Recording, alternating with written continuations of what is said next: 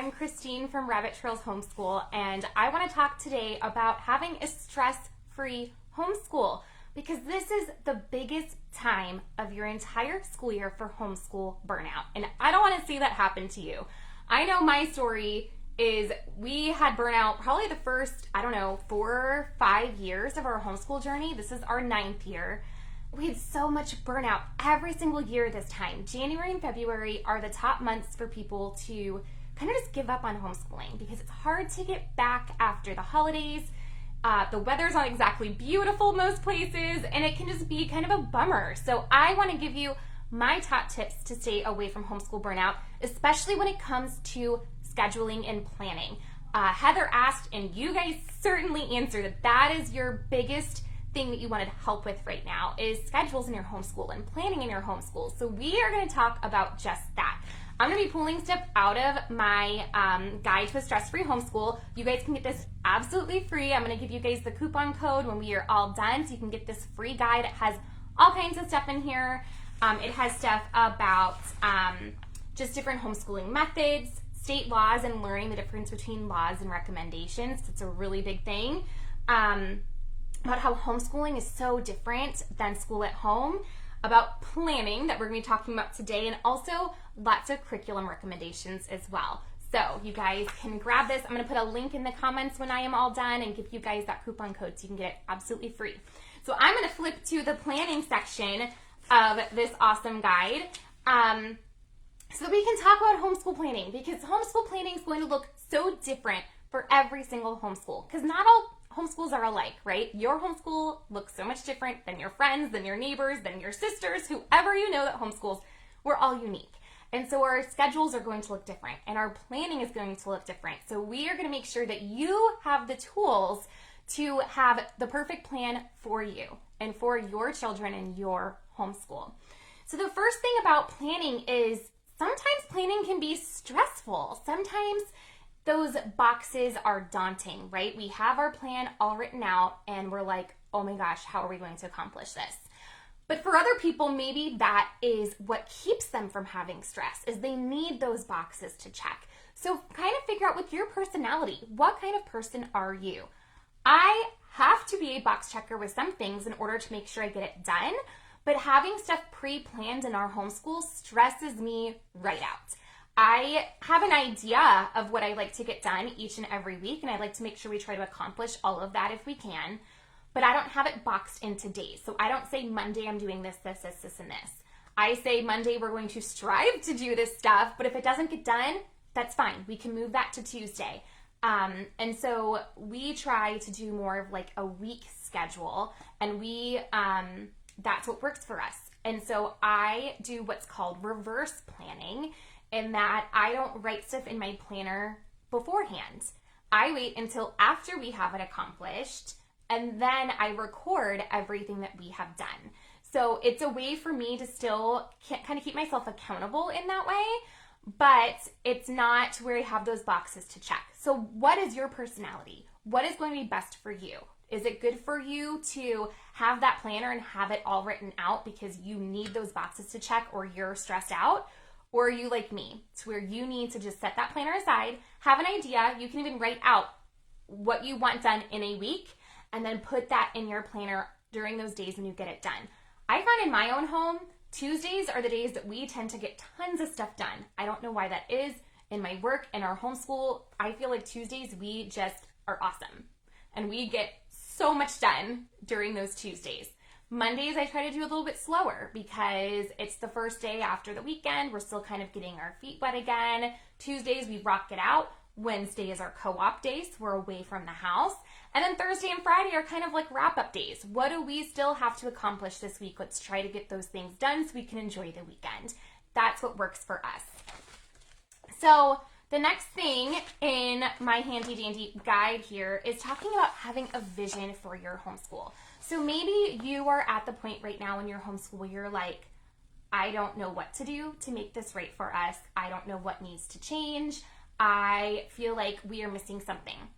So I encourage you to make a vision for your homeschool. And this absolutely has to go along with planning, because when you have that vision, you can go back and see your reasons why. Why are you homeschooling?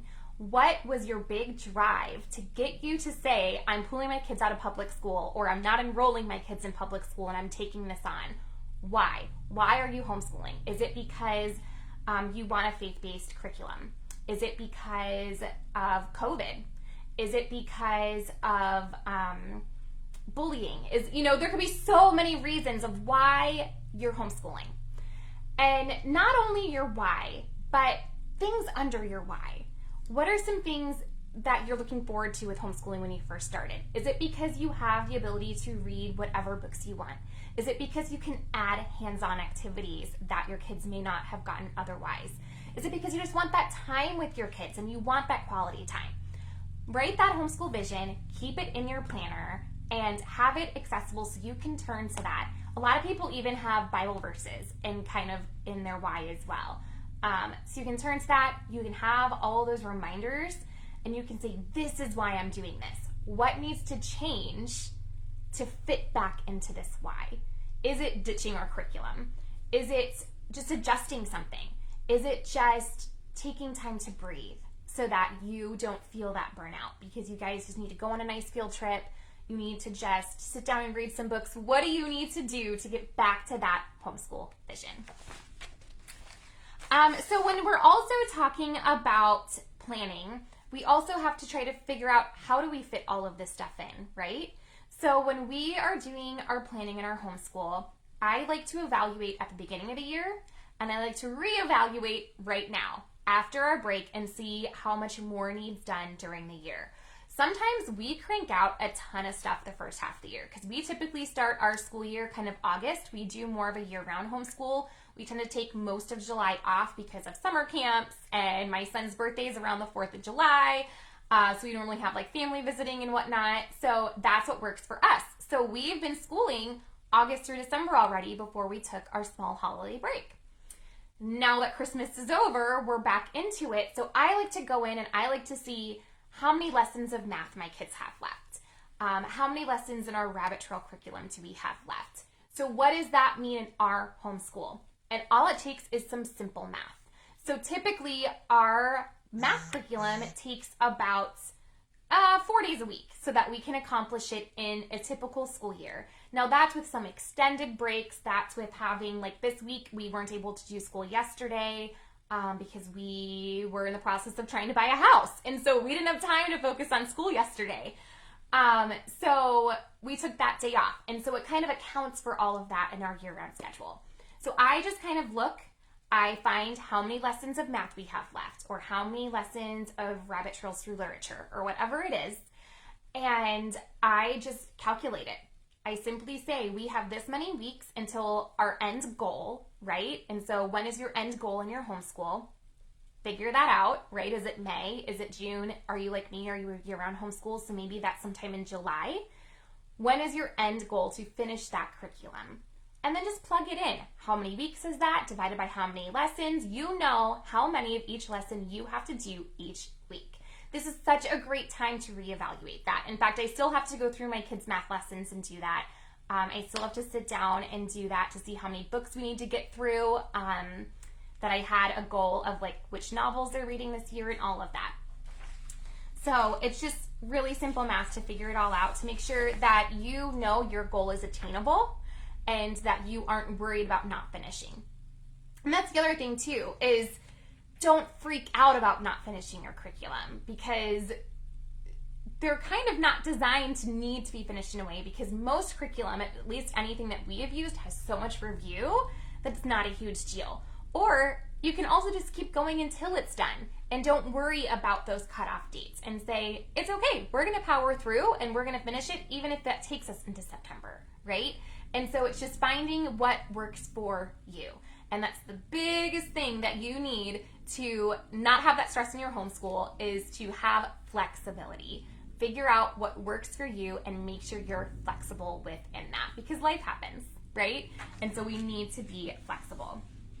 Another great thing that I love using in our homeschool is loop scheduling. So we kind of use loop scheduling with block scheduling. So block scheduling is where you are going to take your social studies or your history, and you're going to kind of do that in maybe just a couple of days as opposed to 5 days a week or 4 days a week. And you are going to do that for a longer period of time. So we might do like 2 hours of history in a day and have that be the bulk of our history for the week.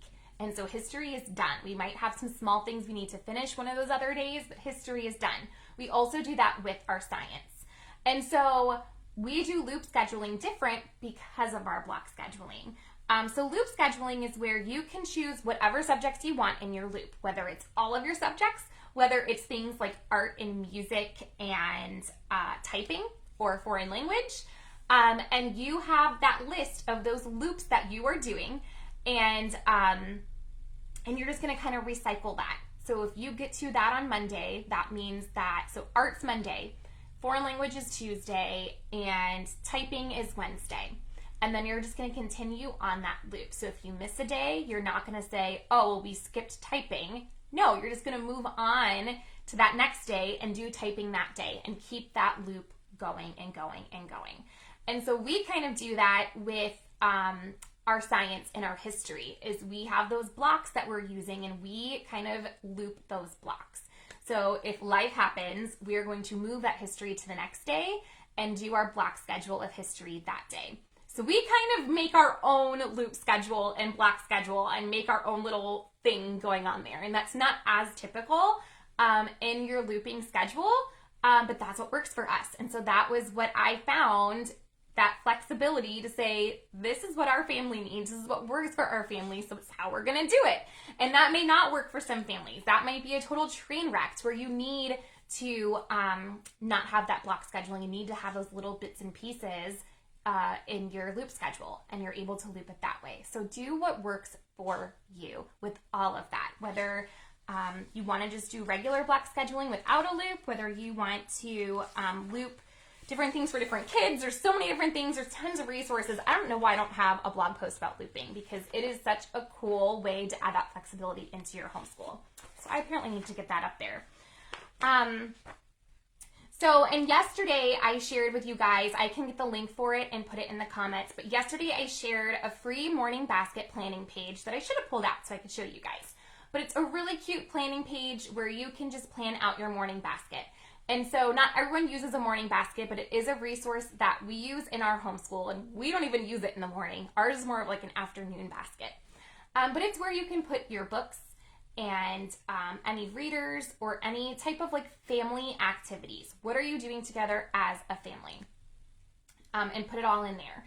And so sometimes we may even do like art during morning basket time, or our author studies that we're doing right now with Journey Down the Rabbit Trail are in our morning basket. And so all of that is part of our morning basket time.